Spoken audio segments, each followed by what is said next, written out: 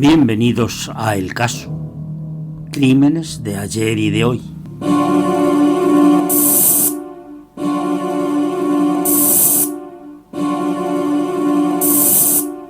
Bárbara García, autora de los guiones, y Pablo García, que aporta la voz. Os invitamos a adentrarnos juntos en los oscuros y misteriosos casos criminales investigados que han marcado la historia, y también en aquellos que aún siguen sin resolver en el presente.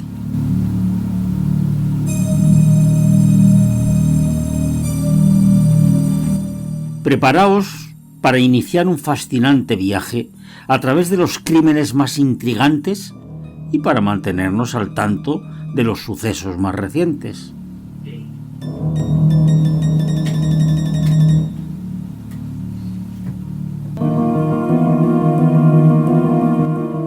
Comencemos esta apasionante aventura en el mundo de los crímenes.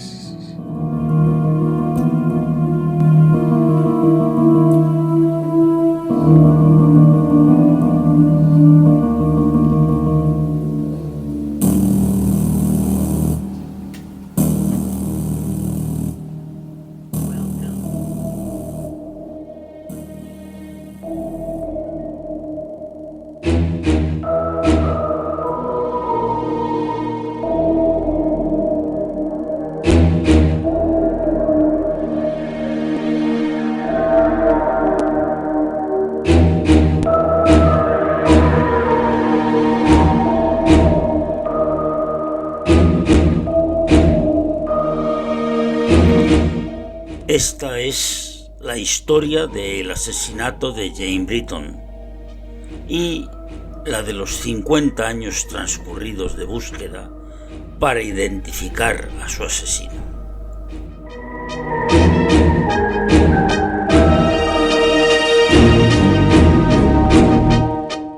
Son las 12 del mediodía del 7 de enero de 1969. Un estudiante de doctorado de Harvard, de 27 años, llamado James Humphreys, sale de una sala de exámenes en el Museo Peabody de Arqueología y Etnología de Cambridge, en Massachusetts. Acaba de terminar su último examen. Con este acaban varios años de trabajo para él y sus compañeros de arqueología. Aunque es un gran momento para James, el final de su examen no solo está acompañado del alivio que normalmente se siente al terminar una gran tarea, sino que su mente está cada vez más preocupada por su novia de 23 años, Jane Britton. Al igual que James, es una estudiante de doctorado en arqueología en Harvard y también se supone que debería estar en el Museo Peabody haciendo sus últimos exámenes generales esta mañana. Sin embargo, para sorpresa de James y del resto de sus compañeros, Jane no se ha presentado. James sale del examen, comienza a caminar el tramo de 15 minutos que hay desde el museo hasta el edificio de apartamentos de su novia. Además de no haber aparecido en el examen, Jane tampoco contesta a ninguna de las llamadas que le ha hecho su novio. Durante el camino al edificio de apartamentos, James trata de tranquilizarse, diciéndose a sí mismo que debe haber una explicación razonable para la ausencia de Jane. Tal vez esté enferma o simplemente se ha dormido, aunque sabe que ninguna de estas posibilidades es demasiado viable, ya que James es una excelente estudiante y está extremadamente dedicada al trabajo que hace en la universidad. Tampoco parece posible que Jane simplemente esté en otro lugar o se haya olvidado de los importantes exámenes de esta mañana. Además, es solo su segundo día de clases después de las vacaciones de invierno. Y, cuando James estuvo con ella la noche anterior, había comentado que estaba nerviosa por el día siguiente lo que indicaba que no tenía ninguna intención de no presentarse.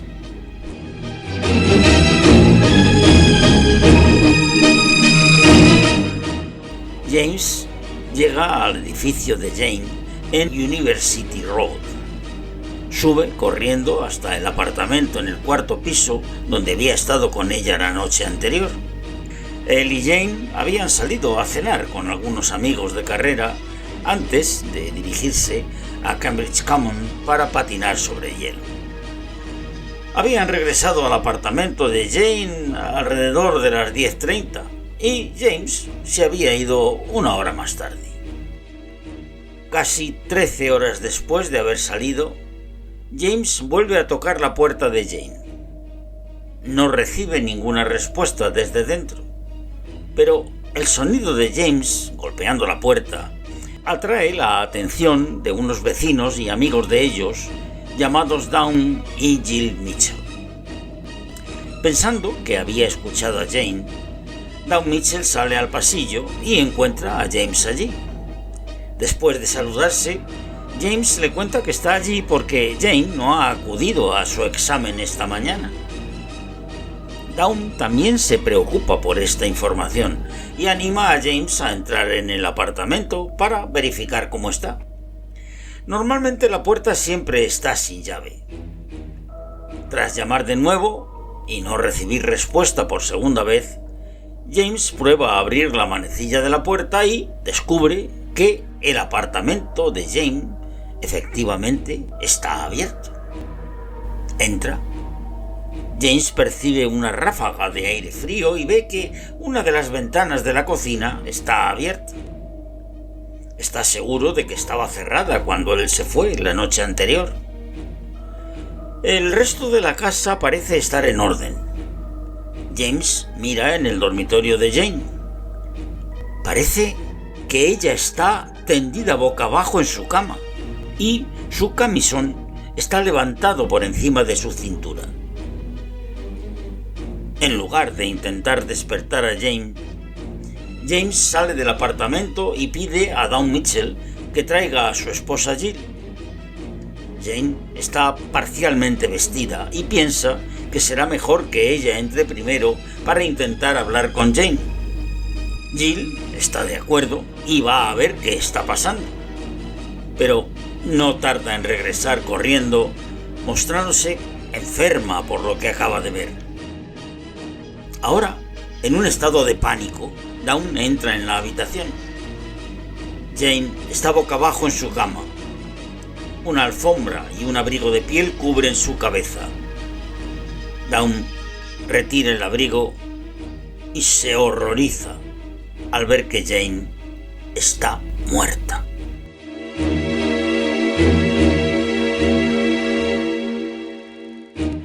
La policía llega a la escena del crimen poco tiempo después.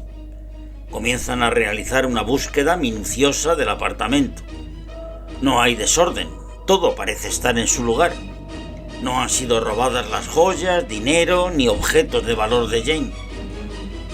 Su tortuga y su gato también están dentro del apartamento y sin daño alguno. Y, según sus amigos, novio y padres, su habitación está en su estado habitual. La excepción obvia, por supuesto, son la alfombra y el abrigo de piel que han sido colocados sobre Jane ocultando su cabeza. Es en el dormitorio donde ha sufrido las brutales lesiones que le llevaron a la muerte. Una autopsia revelará pronto que Jane fue golpeada probablemente con algún tipo de arma de filo o puntiaguda. Ha muerto a causa de contusiones y laceraciones en la cabeza y al menos uno de los golpes ha sido lo suficientemente fuerte como para fracturar su cráneo. No se encuentra ningún arma homicida en la escena. Los investigadores buscan un hacha o algún tipo pequeño de martillo de pico. Hay sangre en varios lugares de la habitación de Jane, aunque la mayoría está justo en la cama. Esto, junto con el hecho de no parecer haber señales de lucha y que Nadie ha reportado haber escuchado ruidos inusuales provenientes de la habitación de Jane la noche anterior. Parece sugerir que ha sido atacada mientras dormía. También ha sido agredida sexualmente, aunque la policía se negará a confirmar esta información durante algún tiempo. Necesitan saber a qué hora murió Jane y reducir la línea del tiempo del asesinato. Para esto, los investigadores interrogan a James Humphreys, así como a Dawn y a Jill Mitchell. James explica que había salido con Jane la noche anterior a cenar con unos amigos de carrera antes de dirigirse a Cambridge Common para patinar sobre hielo. Habían regresado al apartamento alrededor de las 10:30 y James se había ido una hora más tarde. Los Mitchell cuentan a la policía que un poco después de que James se fuera de su casa, Jane fue a su apartamento, está justo al lado, y los tres tomaron una copa de vino juntos. Ella se fue alrededor de las 12:30 para dormir unas pocas horas antes de sus exámenes de esa mañana. Basándose en esas declaraciones, los detectives concluyen que Jane ha sido asesinada aproximadamente de 10 a 12 horas antes de que se encontrara su cuerpo. Los investigadores preguntan también a otros residentes del edificio de apartamentos y del área circundante, y al menos 2 testigos más ofrecen detalles que, piensan, podrían ayudar en el caso. La primera testigo es la hija de 7 años del conserje del edificio, quien afirma haber escuchado ruidos raros en la escalera de incendios alrededor de las 9 de la noche anterior. Esta escalera de incendios comienza en el patio del edificio y habría podido proporcionar acceso al apartamento de Jane a través de su ventana de la cocina, la misma ventana que James encontró abierta cuando él y los Mitchell descubrieron su cuerpo. El segundo testigo, un hombre también residente en el edificio, que afirma haber visto a un hombre que describe como de unos 80 metros de altura, pesando aproximadamente 75 u 80 kilos, al que vio corriendo del edificio de apartamentos alrededor de la 1:30 la mañana del asesinato de Jane. Aunque los investigadores dan validez a ambos testimonios, no saben hasta qué punto son importantes para la investigación. En el caso de la primera testigo, los ruidos que había escuchado fueron a las 9, mucho antes tanto del asesinato como del momento en el que Jane y James regresaron al apartamento.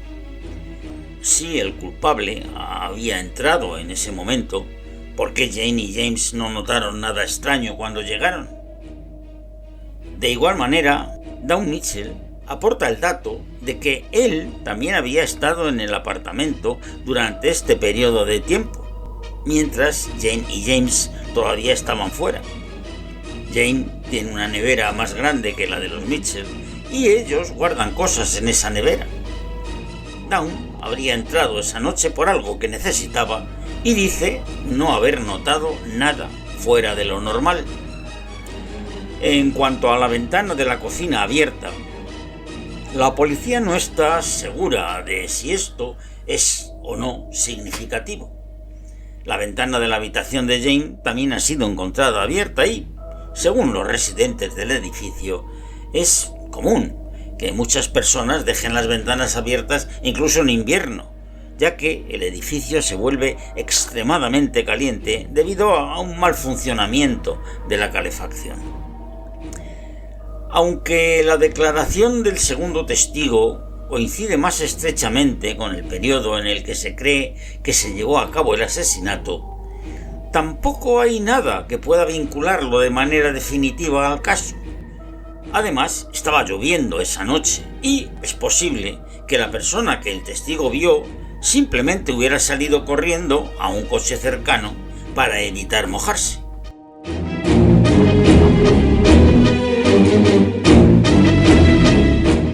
Poco después del descubrimiento del cuerpo de Jane, el exterior de su edificio de apartamentos se llena de reporteros que quieren documentar los detalles de su escalofriante asesinato. Para la mañana siguiente, la noticia del asesinato se ha difundido por todo el país, incluso desplazando la cobertura del juicio de Sirhan Sirhan por el asesinato de Robert Kennedy en muchos periódicos. Parte del interés inicial del caso es, sin duda, por la familia a la que Jane pertenece.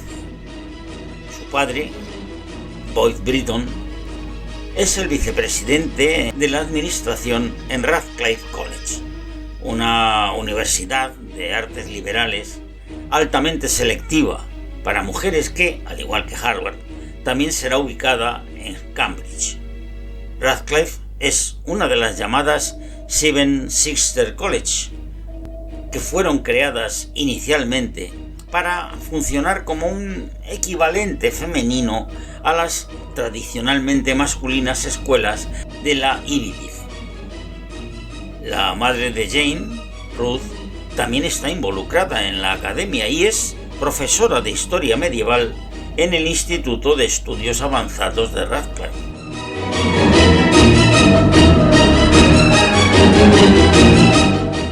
Sin embargo, son los detalles sobre Jane, así como la dura forma en que su prometedora vida había sido arrebatada, lo que pronto lleva al público a pedir respuestas.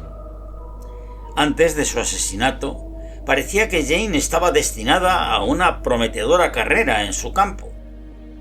Era una de las pocas personas que había pasado directamente de graduarse en Radcliffe College a su programa de doctorado en Harvard. En verano, antes de su muerte, había sido seleccionada como una parte del grupo de estudiantes para participar en una expedición arqueológica en Irán, donde buscaron la ciudadela perdida de Carmania, de Alejandro Magno. Para muchos parecía impensable que una joven tan talentosa y proveniente de una buena familia pudiera convertirse en víctima de un crimen tan brutal. Además, esto ha sucedido solo a unos pasos de una de las escuelas más prestigiosas del país. Casi de inmediato se señala con el dedo a la propia Harvard, cuando aparecen varios informes detallando preocupantes fallos de seguridad en el edificio de apartamentos donde vivía Jane. Aunque la universidad había comprado el edificio solo 2 años antes, está en un estado de deterioro importante, y los residentes alegan que sus preocupaciones sobre la seguridad habían sido completamente ignoradas. Algunos informes afirman que las cerraduras están rotas o, directamente, faltan casi todas en las 5 entradas del edificio, lo que significa que cualquiera puede entrar. La seguridad no mejora una vez dentro, ya que muchos de los inquilinos se quejan de que sus cerraduras, las que tienen en sus puertas, están rotas o son tan ineficaces que evitan usarlas por completo. Resulta que este es precisamente el caso del apartamento de Jane. Durante el tiempo que había vivido en University Road, nunca había tenido una cerradura que funcionara correctamente en su puerta. Lo mismo ocurre con muchas de las ventanas del edificio. En un artículo en el Boston Globe, un inquilino recuerda cómo un vecino pudo forzar fácilmente la apertura de su ventana mientras estaba en la escalera de incendios para liberar a su gato.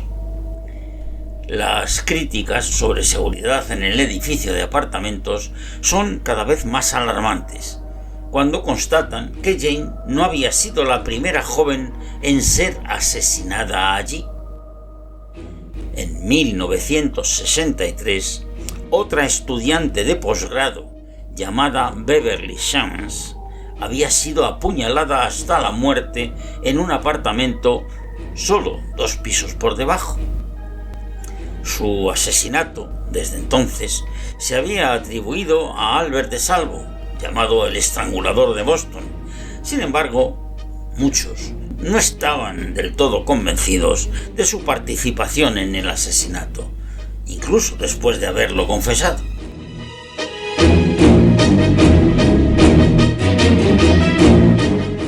Con el asesinato de Jane, siendo el segundo que ocurría en el edificio en poco tiempo, algunos sugieren que los dos casos pueden estar vinculados. La policía anuncia que no hay motivo para pensar que el asesinato de Jane esté relacionado con el de Beverly Summers. Están seguros de que Beverly había sido víctima del estrangulador de Boston y, dado que de salvo ya estaba en la cárcel en el momento del asesinato de Jane Britton, los dos casos no pueden estar vinculados de ninguna manera.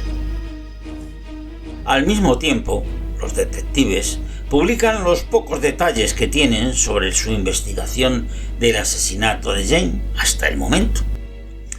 El primero de estos detalles es el que falta en su apartamento una piedra de filo agudo que pertenecía a Jane. Aunque esta piedra será localizada posteriormente, en el momento en el que informan de su existencia, teorizan que puede haber sido el arma homicida. Esta piedra la habría traído Jane como recuerdo de su expedición a Irán. El segundo detalle es que han acordado hacer pruebas de detección de mentiras a 4 personas en relación con la investigación. Lo describen como una formalidad, ya que 3 de las 4 personas son James Humphreys y los Mitchell, a quienes la policía no cree involucrados en el crimen. Por último, y lo más intrigante de todo, los investigadores revelan que han encontrado huellas dactilares desconocidas en la escena del crimen. Descartan a todos en el círculo de amigos y familia de Jane y consideran que pueden pertenecer al asesino. A pesar de estas revelaciones, la policía se queda sin ningún sospechoso y, a medida que los días pasan, el caso comienza a enfriarse. Como resultado, se ven obligados a seguir cualquier pequeño indicio que pueda ser significativo, por ejemplo, releyendo la libreta de direcciones de Jane para tratar de encontrar a alguien que no hubieran entrevistado todavía, o incluso instalando cámaras en su funeral para ver si pueden capturar fotos o vídeos de alguien actuando de manera sospechosa. Al principio, la policía se muestra abierta sobre la falta de avances en su investigación y admiten la frustración por la falta de pruebas. Sin embargo, esta transparencia no durará. Las cosas dan un giro abrupto cuando los medios comienzan a informar sobre una extraña pista que habrían encontrado en la escena del asesinato de Jane. Esta pista es el ocre rojo, un polvo natural marrón rojizo que ha sido usado por los humanos durante miles de años, generalmente como pigmento para pintar o decorar. La sustancia había sido hallada en múltiples áreas de la habitación de Jane y habrían encontrado una pequeña parte en su cuerpo.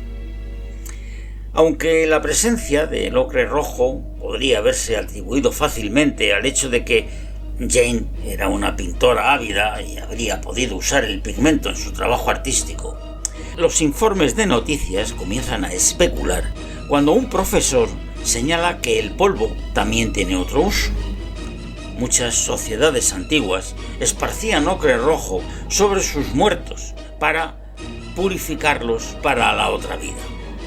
Si el asesino de Jane había dispersado el polvo sobre Jane como parte de un antiguo ritual, es posible pensar que éste la conocía. Después de todo, la información sobre ocre rojo habría sido de conocimiento común para cualquiera de los compañeros de clase de antropología y arqueología de Jane.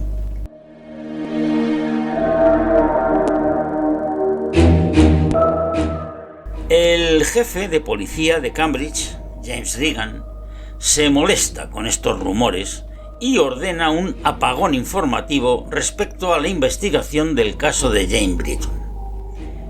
A partir de entonces no se harán declaraciones a la prensa sin el permiso expreso de su oficina.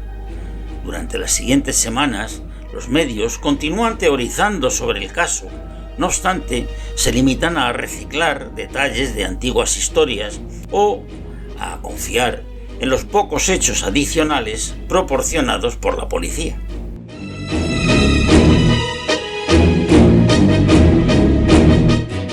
Sin embargo, el 5 de febrero se reporta un segundo asesinato brutal en Cambridge que parece tener detalles inquietantemente similares al caso de Jane Britton. La nueva víctima, Ada Bean, es una viuda de 50 años que vive sola a menos de una milla del lugar donde asesinaron a Jane. Al igual que Jane, han golpeado a Ada en la cabeza y la han encontrado acostada en su cama, con su camisón levantado y una manta cubriendo su cabeza. Aunque la policía reconoce las similitudes entre los asesinatos, no están seguros de si hay un vínculo definitivo entre los casos. El asesinato de Jane Britton, que había cautivado tanto la atención del público durante meses, comienza lentamente a desvanecerse del interés general. Con el caso de Ada Bean, pronto ocurrirá lo mismo.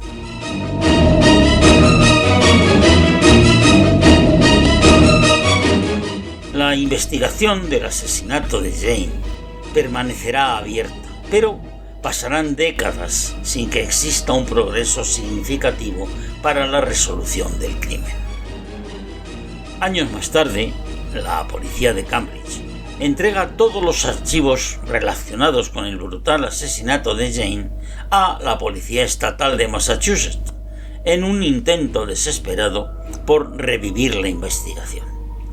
De vez en cuando, el caso llamará la atención de nuevos detectives, quienes se aferran a la esperanza de que algún avance científico pueda arrojar luz sobre este misterio sin resolver. En la década de 1990, dos de estos investigadores descubren que existe la posibilidad de resolver el crimen.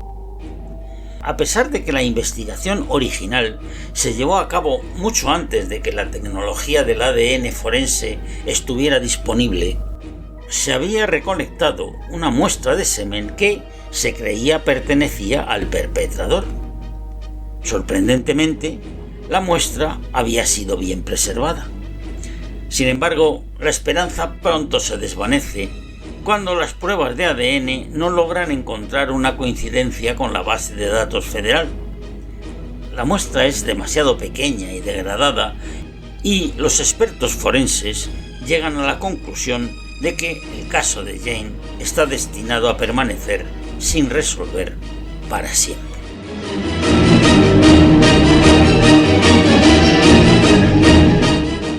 Después de años de silencio, una serie de personas comienzan a presionar a la oficina del fiscal del distrito de Middlesex para que haga públicos los registros del caso Jane Britton.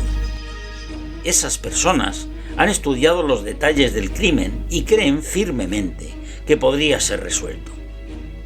Cada una de ellas, de manera independiente, ha desarrollado un vínculo personal con el caso, convirtiéndose en verdaderos investigadores aficionados motivados por la búsqueda de la justicia y la resolución de este enigma que ha permanecido sin respuesta durante demasiado tiempo.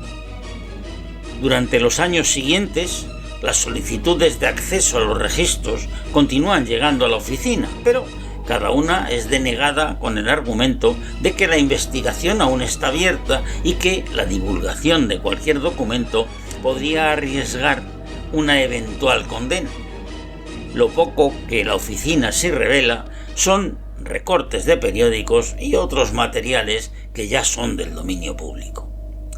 Sin otra opción, estos investigadores comienzan a presentar demandas legales contra la oficina del fiscal del distrito. Esta batalla legal durará varios años hasta obtener el acceso a los registros.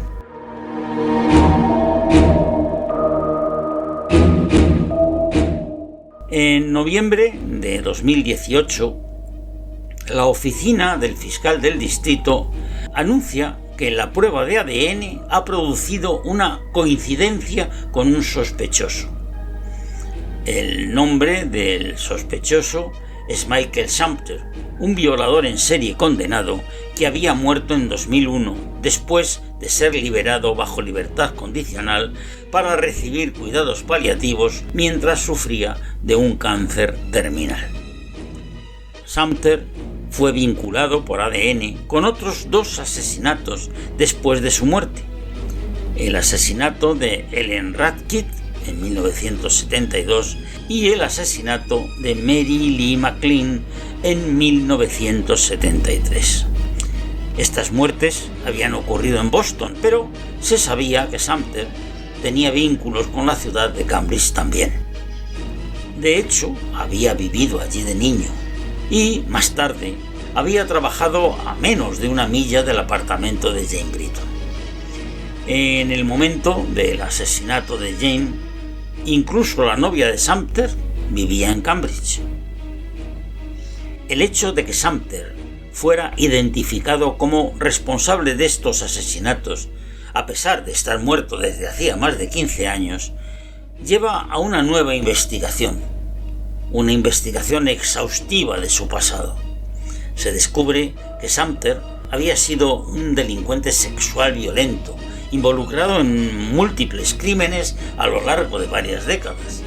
Parece que había logrado evadir la justicia durante mucho tiempo, pero finalmente su ADN lo habría delatado. La resolución de estos casos, después de tantos años, genera un poco de consuelo en las familias de las víctimas, quienes han vivido con la incertidumbre y el dolor durante décadas. Aunque nada podría devolverles a sus seres queridos, saber que finalmente se ha identificado al perpetrador les permite cerrar la herida, aunque sea tarde. El detective Ryan presenta nuevas evidencias que apuntan a Sumter como el principal sospechoso. Explica que, según la investigación, la noche del asesinato, Sumter había estado escuchando y siguiendo a Jane hasta su apartamento. Luego, Sumter habría esperado a que James, el novio de Jane, se fuera. Utilizó la escalera de incendios para entrar sigilosamente en el apartamento de Jane. Una vez dentro, Sumter habría agredido y asesinado a la víctima. Además, Ryan declara que el testigo que había visto a un hombre huyendo del edificio alrededor de la 1:30 a esa misma madrugada probablemente se trataba de Sumter. La descripción física del sospechoso, específicamente su altura y peso, coinciden bastante con lo que el testigo había observado en ese momento.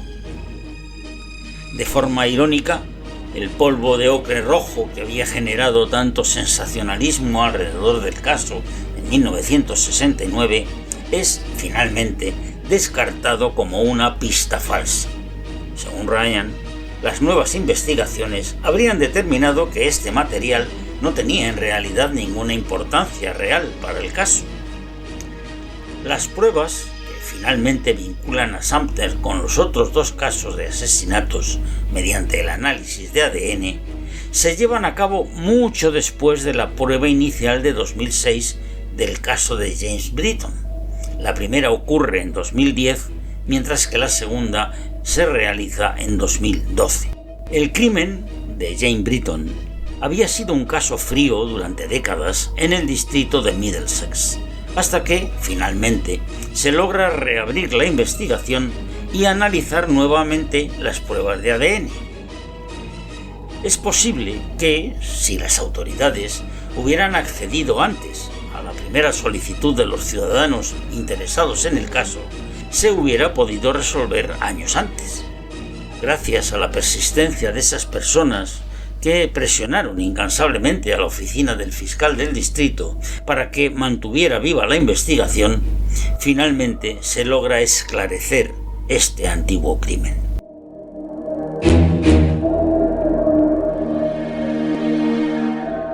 Después de 5 décadas, la familia y amigos de Jane Britton han podido encontrar un poco de consuelo en este lamentable caso. Sin embargo, aún quedan algunas interrogantes sin respuesta, sobre todo el hecho de que, a pesar de las evidentes similitudes con el asesinato de Jane, las autoridades aún no creen que el mismo sospechoso, Sumter, haya sido responsable del asesinato de Ada Bean. Por el momento, solo queda esperar que, en algún momento, este otro caso también pueda ser resuelto y las familias afectadas puedan obtener la justicia que tanto necesitan.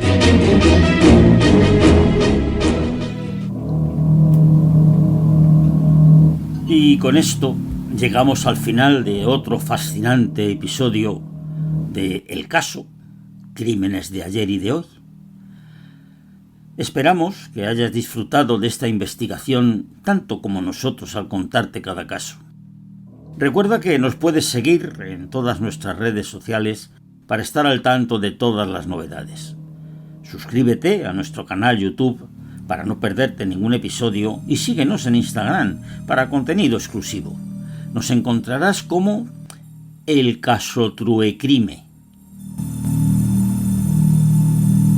No olvides que cada semana te traeremos un nuevo episodio alternando entre crímenes antiguos y modernos, así que prepárate para sumergirte en el pasado y enfrentarte a la narración de casos más recientes. Nos encantaría saber qué casos te intrigan. Déjanos tus sugerencias y peticiones. Tus historias pueden ser protagonistas de nuestros futuros episodios. Escríbenos en los comentarios o a través de mensajes directos en nuestras redes sociales. Gracias por acompañarnos en este viaje de misterio y crimen. Hasta la próxima semana.